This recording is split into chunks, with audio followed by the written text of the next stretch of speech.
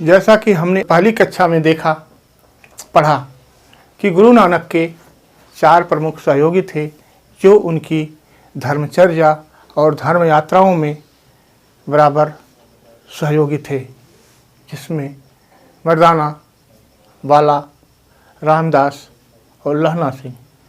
उनके प्रिय मर्दाना की मृत्यु उनके जीवन काल में ही हो गई थी। संभवतः उनकी मृत्यु बगदाद में हुई थी, जहां एक लेख से इसकी पुष्टि होती है। नानक ने उनका अंतिम संस्कार उनके परिवार के दिशा निर्देश में किया। 1539 में गुरु नानक ने अपने शिष्य लहना सिंह को अपना उत्तराधिकारी घोषित किया। उन्हें एक नारियल और 5 पैसे दे करके अंग लगा लिया और उनका नाम गुरु अंगद रखा। गुरु अंगद का जन्म मार्च 1504 में हर के फिरोजपुर में हुआ था। उनके पिताजी फेरू, माता रामो एक व्यापारी थे। इनका विवाह खीवी से हुआ था। उनकी 4 संतानें थीं, दत्तो, अमरो, अनोखी और दासू। 1539 में गुरु बनने से पूर्व लहना सिंह एक कट्टर सनातनी थे। वह माता दुर्गा के भक्त थे और प्रत्येक वर्ष हिमाचल प्रदेश स्थित ज्वाला देवी दर्शन के लिए जाया करते थे। गुरु नानक से मिलने से पूर्व अंगद यानी लहना सिंह खंडूर संगत के साथ वैष्णो देवी यात्रा को जा रहे थे और बीच में करतार साहिब में गुरु नानक से मिले और उनके होकर के रह गए। गुरु अंगद ने सिख धर्म के प्रचार और प्रसार के लिए अनेक रचनात्मक कार्य किए। उनका कार्यकाल 1539 से लेकर के 1552 तक रहा। इस बीच उन्होंने अनेक कार्य किए, जिसमें गुरुमुखी लिपि का विकास प्रमुख है। लिपि का विकास भाषा के विकास के लिए अति आवश्यक है। भक्त काल के अन्य संतों की भांति सिख गुरुओं ने भी पंजाबी भाषा को बढ़ावा दिया, स्थानीय भाषाओं में अपने उपदेश दिए।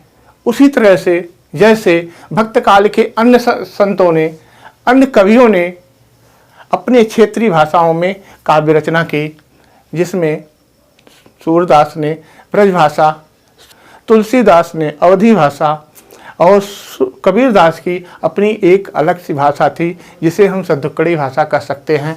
उसी तरह से सिख गुरुओं ने भी पंजाबी भाषा को बढ़ावा दिया। इसके लिए लिपि अति आवश्यक थी कि जिससे पंजाबी को शुद्ध लिखा और पढ़ा जा सके। इसका विकास गुरु अंगद ने किया। गुरु अंगद ने 1541 में गुरुमुखी लिपि का विकास किया। दूसरा, उन्होंने गुरु नानक की वाणियों का एक संग्रह किया। उन्होंने अपने अनुयायियों की शारीरिक शिक्षा पर बल दिया और उसके लिए अखाड़ा की स्थापना की। गुरु अंगद ने संगत प्रथा को बढ़ावा दिया। उन्होंने पंगत यानी कि लंगर व्यवस्था को व्यवस्थित रूप दिया और अपनी पत्नी को खीवी को उसका प्रबंधक नियुक्त किया। गुरु नानक ने उदासी संप्रदाय के मत का खंडन किया। उदासी संप्रदाय के अनुसार व्यक्ति संन्यास और त्याग का मार्ग अपनाता है, किंतु गुरु अंगद ने कहा कि सांसारिक जीवन में रह करके भी, भौतिक जीवन में रह करके भी आध्यात्मिक प्राप्ति की जा सकती है, अध्यात्म पाया जा सकता है। तीसरा, उन्होंने गोविंदवाल नामक एक शहर की स्थापना की। उनकी वृद्ध शिष्य अमरदास के नेतृत्व में संपन्न हुआ। गुरु अंगद के विषय में कुछ सवाल जो परीक्षा उपयोगी हो सकते हैं वह ये होंगे, गुरुमुखी लिपि का आविष्कार किसने किया? गुरु अंगद ने। शारीरिक शिक्षा पर बल किसने दिया? गुरु अंगद ने। लंगर व्यवस्था को संचालित किसने किया? व्यवस्थित रूप से संचालित किसने किया? गुरु अंगद ने। लंगर व्यवस्था का प्रबंधक किसको बनाया? अपनी पत्नी खीवी को। कुछ ऐसे सवाल हैं जो पूछे जा सकते हैं। एक महत्वपूर्ण सवाल यह भी है कि क्षेत्रीय भाषाओं का विकास भक्त संतों ने किया। उन्होंने अपने उपदेश क्षेत्रीय भाषाओं में दिए। गुरु अंगद ने अपने शिष्य अमरदास को अपना उत्तराधिकारी घोषित किया। गुरु अमरदास 1552 से 1574 तक सिखों के तीसरे गुरु रहे। गुरु बनने से पूर्व वह एक सनातनी हिंदू थे जो हरिद्वार तीर्थ यात्रा के लिए जाया करते थे। एक बार अपने भतीजे की पत्नी अमरो बीबी के साथ वह गुरु अंगद से मिले और उन्होंने सिख धर्म स्वीकार कर लिया। गुरु अंगद को अपना गुरु मान लिया। वह संबंध में एक दूसरे के समधी थे। तो अमरदास ने अपने गुरु की बहुत सेवा की और उसकी सेवा के से खुश होकर के उन्होंने अपने पुत्रों को, अपनी संतान दत्तू और दासू को छोड़ करके अमरदास को अपना उत्तराधिकारी बनाया। अमरदास ने सिख धर्म के प्रसार के लिए अनेक कार्य किए।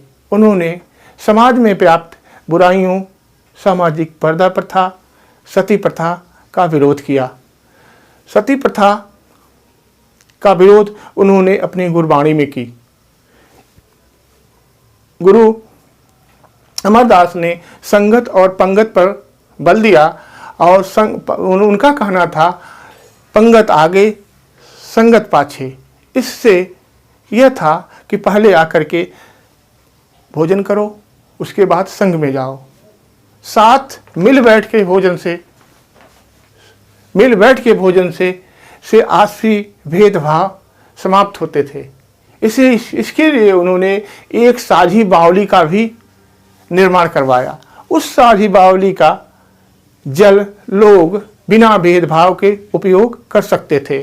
कहा जाता है कि इनके कहने पर अकबर ने हरिद्वार जाने वाले तीर्थयात्रियों से तीर्थ यात्रा कर समाप्त कर दिया और गुरु की संगत में शामिल हुआ और शामिल होकर के उसने गुरु के महत्व को स्वीकार किया। अमरदास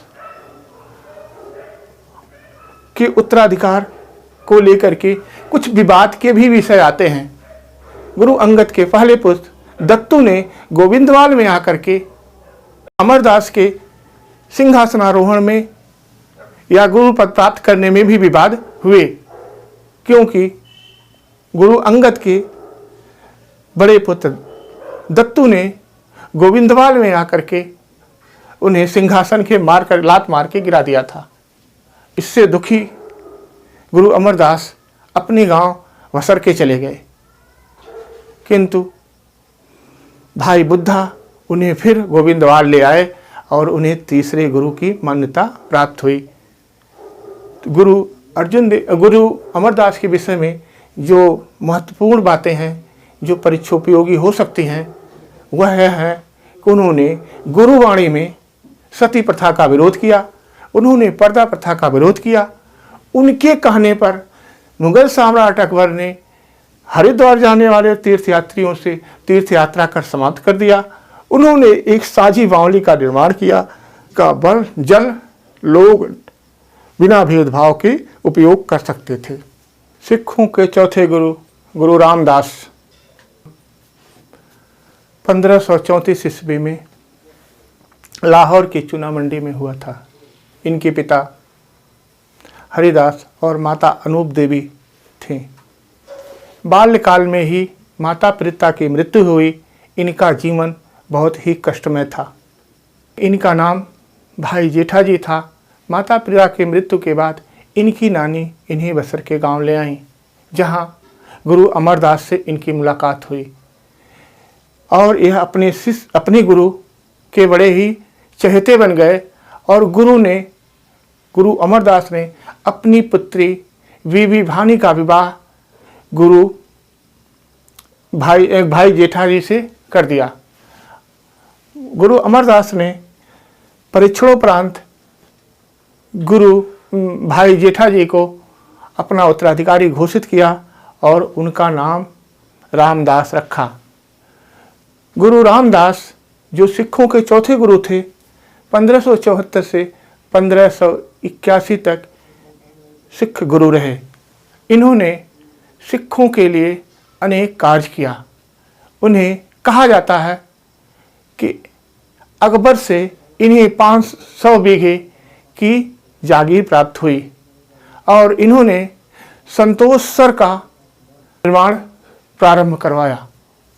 1577 में गुरु रामदास ने अमृतसर शहर की स्थापना की, जिसे रामसर भी कहा जाता था, चक रामदास भी कहा जाता था।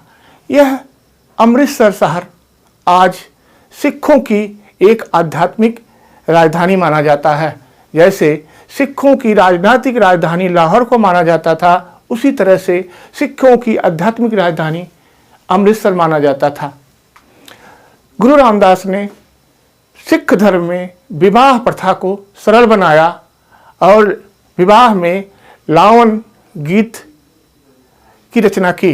यह लावन गीत सिखों के हर विवाह पर्व पर गाया जाता है।